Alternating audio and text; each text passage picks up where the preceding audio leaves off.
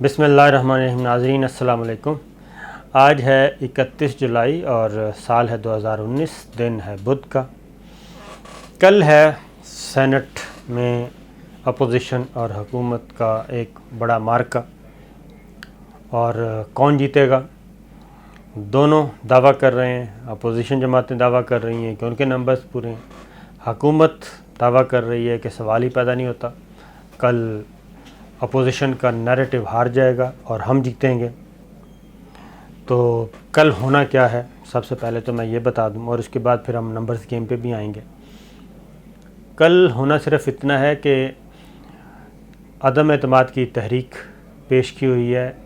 Chairman senate Sadiq Sanjrani کے خلاف opposition جماعتوں نے۔ اپوزیشن جماعتوں میں 3-4 جماعتیں ہیں، 2 بڑی جماعتیں ہیں، پاکستان پیپلز پارٹی، مسلم لیگ نواز، اس کے بعد ہے JUIF مولانا فضل الرحمان صاحب، اور اس کے بعد آتی ہے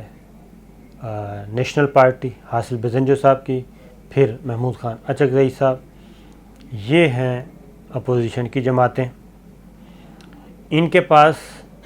اگر نمبرز دیکھے جائیں تو نمبرز بالکل ان کے پاس پورے ہیں،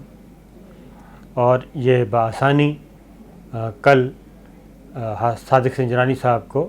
ان کی سیٹ سے ہٹا سکتے ہیں، عدم اعتماد کی تحریک کو بالکل کامیاب کر سکتے ہیں، لیکن شرط یہ ہے کہ ان کے تمام نمبرز ان کے ساتھ ہوں تو، کیونکہ صرف پیپرز میں نمبرز کا ہونا ضروری نہیں ہوتا، بلکہ عدم اعتماد کی تحریک جب پیش کی جاتی ہے تو اس کے حق میں 51% ووٹ لے کے آنا، جو کہ 53 بنتے ہیں، 53 ووٹس بنتے ہیں یا اس سے زیادہ، کم از کم 53، یہ ووٹ لے کے آنا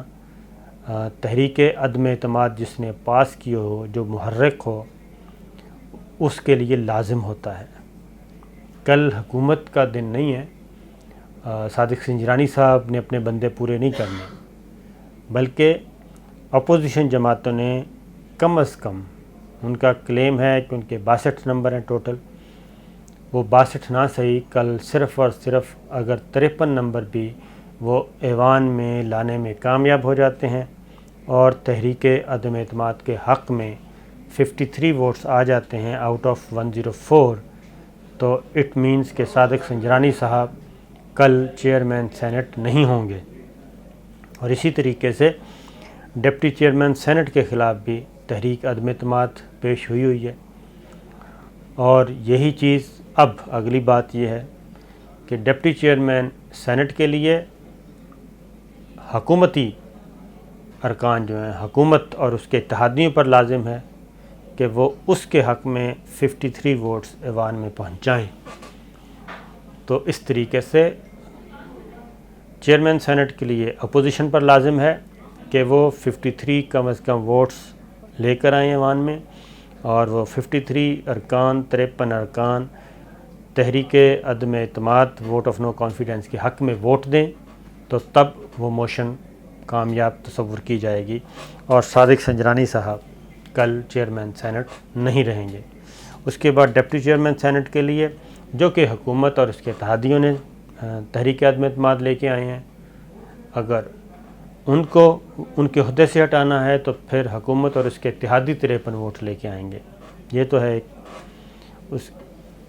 قانونی اور آئینی بات۔ اب کل حاصل بزنجو صاحب، نئے چیئرمین سینٹ کا کل انتخاب نہیں ہونا، کل صرف یہ کام ہونا ہے، کل کے بزنس میں صرف یہ چیز ہوگی۔ پھر اگر صادق سنجرانی صاحب ہٹ جاتے ہیں تو پھر باقاعدہ طور پہ شیڈول آئے گا چیئرمین سینٹ کے انتخاب کا، پھر وہ ایک جو طریقہ کار ہوتا ہے کہ نامینیشن پیپر داخل کیے جاتے ہیں سینٹ سیکریٹریٹ میں، پھر وہ پیپر ہوں گے، ویریفائی ہوں گے، تجویز کنندہ، تائید کنندہ، سب چیزیں دیکھ بھال کے پھر اہل کاغذات کو منظور کیا جائے گا، پھر اس کے بعد ووٹنگ ہوتی ہے، اور ووٹنگ ہوگی خفیہ رائے شماری کے تحت۔ تو یہ چیز اب آتے ہیں کہ کیا پیپلز پارٹی، مسلم لیگ نواز، یہ سب جماعتیں صادق سنجرانی صاحب کو ہٹا پائیں گی؟ اب اس میں ایک چیز میں آپ کو بتا دوں کہ صادق سنجرانی صاحب پیپلز پارٹی کے انتہائی اہم رہنما رہے ہیں، اور صادق سنجرانی صاحب پیپلز پارٹی کے ہی رہنما تھے، اور وزیر اعظم آفس میں ان کا باقاعدہ آفس ہوا کرتا تھا۔ جب سید یوسف زگیلانی پرائم منسٹر تھے وہاں بیٹھا کرتے تھے، تو یہ پیپلز پارٹی کے ہی ہیں، اور پاکستان تحریک انصاف اور P T I, Pakistan Tehreek Insaf اور پیپلز پارٹی یہ مل کر ان کو لے کر آئے تھے، ان کا اتحاد ہوا تھا، اور صادق سنجرانی صاحب جو تھے ان کے تجویز کنندگان، تائید کنندگان پیپلز پارٹی کے ہی لوگ تھے، اور پھر ان کو کامیاب بھی پیپلز پارٹی کے ووٹوں سے ہی یہ ہوئے تھے۔ مسلم لیگ نواز اور نیشنل پارٹی جس کے حاصل بزنجو صاحب ہیں، وہ اپوزیشن، اچکزئی صاحب جے یو آئی یہ اپوز کر رہے تھے، اور اس وقت یہ جیت گئے تھے، اور ان کے جیتنے پہ بلاول بھٹو صاحب نے کہا تھا کہ اوپننگ بیٹسمین جو تھے ضیاء الحق، کیونکہ ان کے مقابلے میں راجہ ظفر الحق صاحب تھے، کہ ہم نے آج ضیاء الحق صاحب کے اوپننگ بیٹسمین کو شکست دی ہے،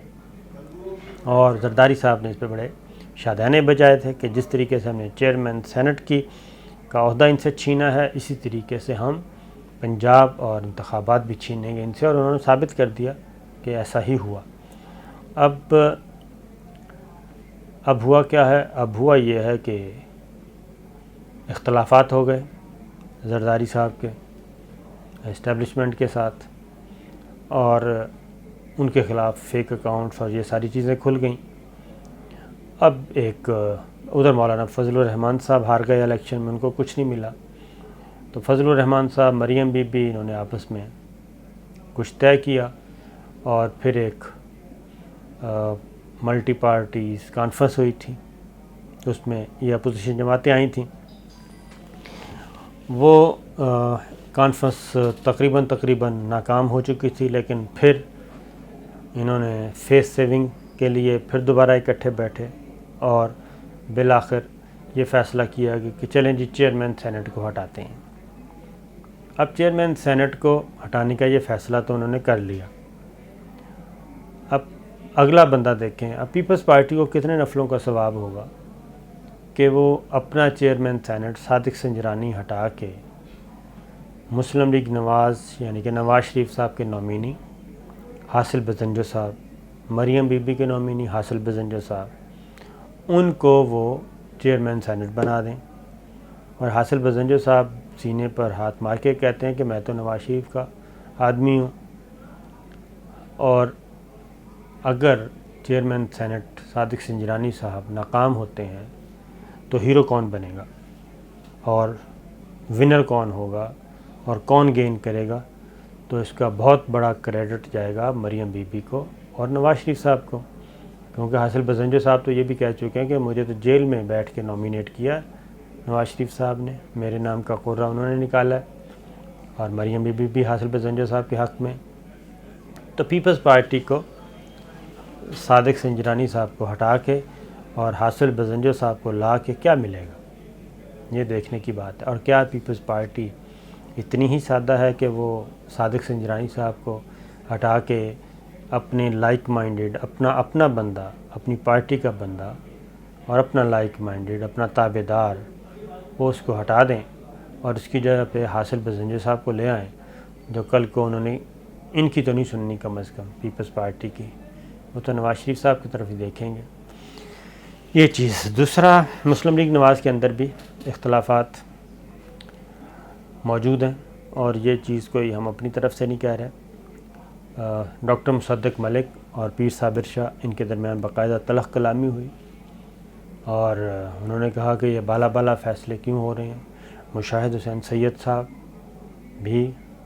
اور ایک دو اور سینیٹر ہیں مسلم لیگ نواز کے، یہ کلثوم پروین صاحبہ وہ بھی،